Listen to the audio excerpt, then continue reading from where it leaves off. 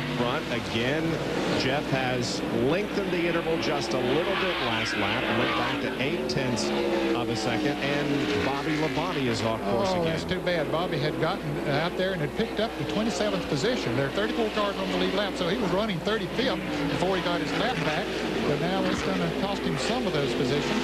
But he's still on the lead lap, probably going to be in about 30th position. There'll be 9 laps to go when Jeff Gordon hits the stripe, completing lap number 81. The interval between Jeff Gordon and Ron Fellows running in second position. We'll check the speeds here. And Gordon was faster that time.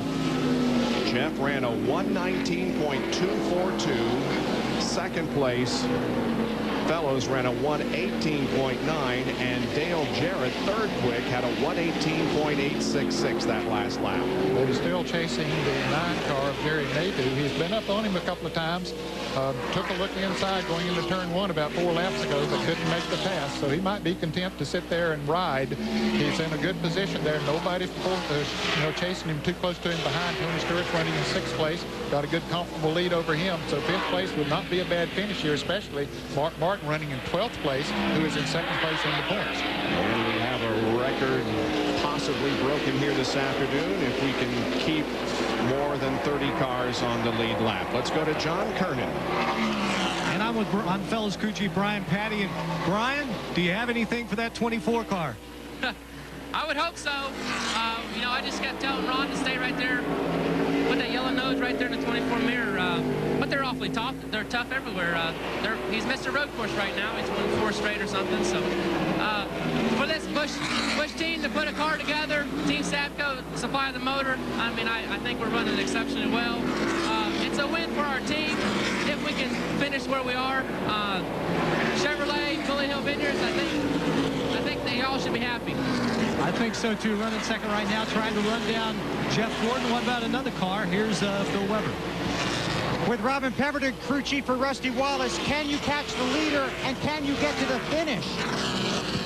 Well, we're about 1/10.5 or 2/10 off the leaders right now, and and as far as getting to the finish, that's probably just as close. So it's we might be about a half a lap short, but if everything goes right, we'll make it. You can tell just walking into this pit, they're very disappointed. They thought they had a shot at all the marbles today, and it doesn't look like it's going to happen right now. It's going to be very close to even getting to the finish without running out of fuel. And it looks like the Jerry Nadeau is coming up, and Dale Jarrett both coming up on Rusty pretty quickly. They are gaining. Rusty is losing time to the leaders, and it might be because he's conserving fuel and knowing that he can't catch the leaders anyway. So the smart thing to do would be to conserve fuel, because, boy, if he runs out, even with a half a lap to go, he's going to go back to 30th position or something. So that's right. So on board with Dale Jarrett. Points leader, looking for his first NASCAR Winston Cup championship this year. That's Nadeau up ahead, and up ahead of Jerry is Rusty Wallace.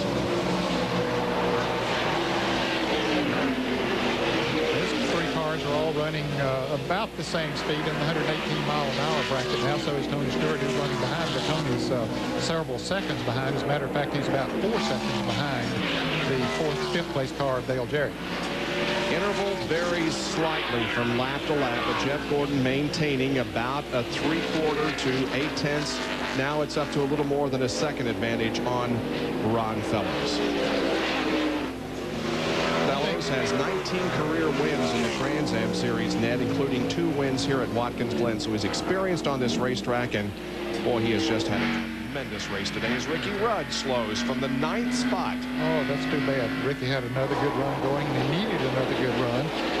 His season has not been very good. He's looking for a sponsor, giving himself a deadline in the middle of next month. He's to either get a sponsor or he'll sell his team. And now having problems here today. Got a good run going, as you say, in the top 10. One of 3 drivers who won in 1998, but has not won so far in 1999.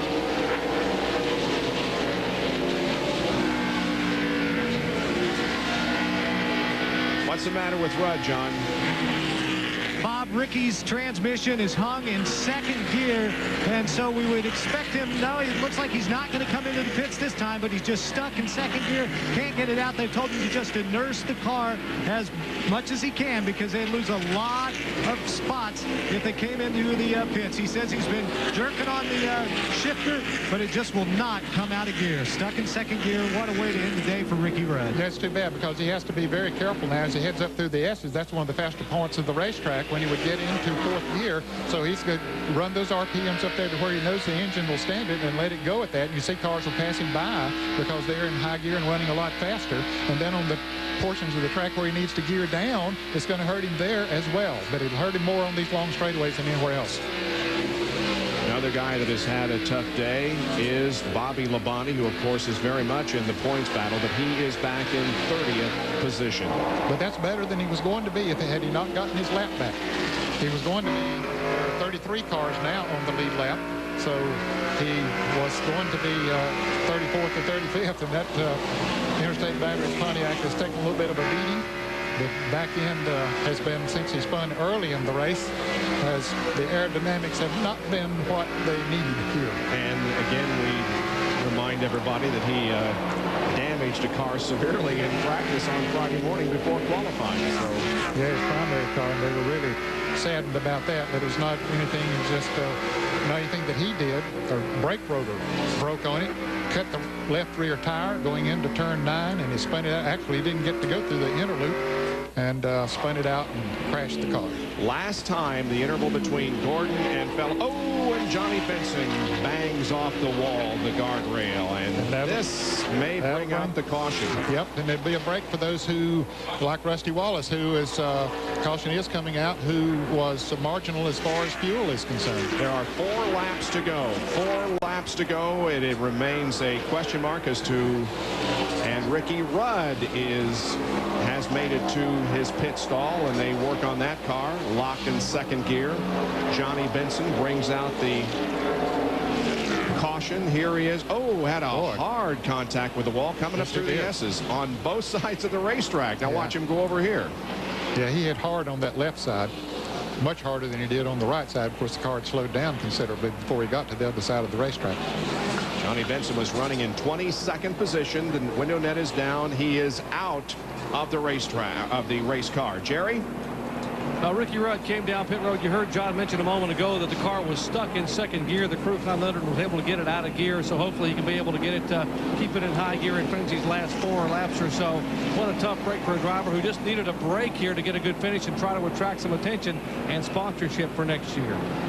16 consecutive seasons of winning at least one race, trying to extend that to 17 in 1999. There are less than 4 laps to go. We're under caution with Jeff Gordon leading Ron Fellows. Back at Watkins Glen International in the beautiful Finger Lakes region of central New York. This is the frontier at the Glen, the overhead shot of this 2.4-mile race course from the Pennzoil copter cam. Well, they are pulling Johnny Benson's car off the race course. He is out and okay, but when they come down to cross the stripe again, there will only be 3 laps left in this event. Now there is Ricky Rudd, who has fallen way back to 33rd position, the last car on the lead lap. Jerry Punch has more. And Bob, believe the kind of luck Ricky Rudd is having. His car was stuck in second gear. He came down pit road, the clue jacked it up, came underneath the car, and jammed it out of second gear. And you know what it had it stuck? A piece of gravel. This piece of gravel here was jammed, had the linkage jammed where it wouldn't let it come back out of second gear. They pulled it apart, and this fell down from the linkage. And Ricky Rudd wants this to be kept as a souvenir of what this little rock cost him today at Watkins Glen. Now, there's also some concern in the Kenny Wallace pit. He has complained of a vibration in the back of the car. Let me go up here to Jimmy Elledge. Jimmy, what's the problem? I heard him say it's got a vibration. We're not really sure. I think it might be these 2 pits. Ricky just had a rock stuck in his transmission, and he just radioed in and said that he's got a bad vibration. We're not sure what it is. He said it's in the back of the car, so we don't know if a gear's going bad or, you know, the drive shaft or even a loose wheel. We're not really sure.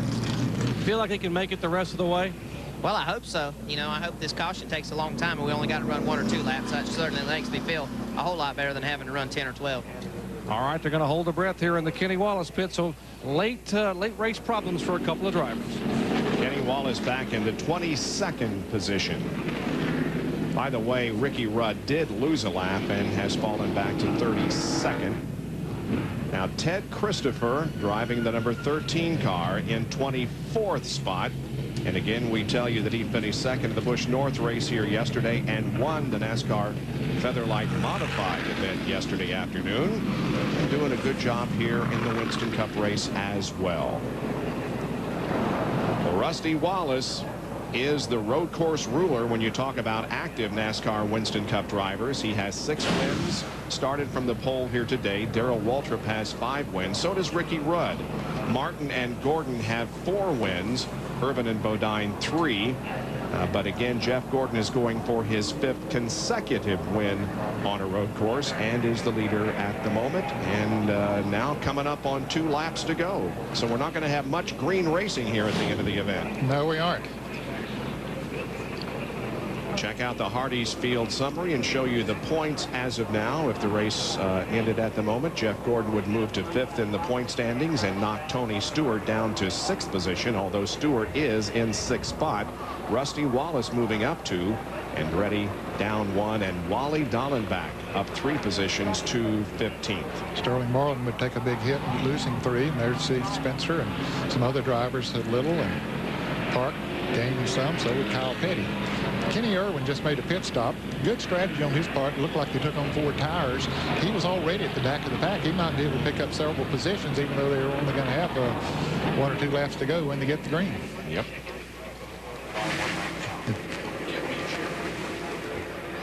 Dale Jarrett, this is an interesting car, Ned. It's the oldest car that they have in their shop. They call it the Mule.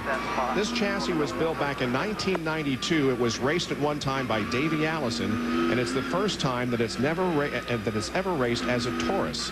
And so Jarrett has taken this old car to a very impressive finish here this afternoon. And I think I just heard him tell his spotter or his crew chief, I'm not going to be too concerned about that spot ahead of me. Well, Jarrett, as we indicated, the points leader, possibly on his way to a Winston Cup championship, comparing his year in '99 to Jeff Gordon's year in '88 when Jeff won the championship. Jeff had more victories at this point in 1998, but Jarrett has more top 5s, has more top 10s, and has only 1 DNF. In 1999, at this point last year, Jeff had 2. Turn 6 right now. Get that thing cleared out, get the tires cleaned up.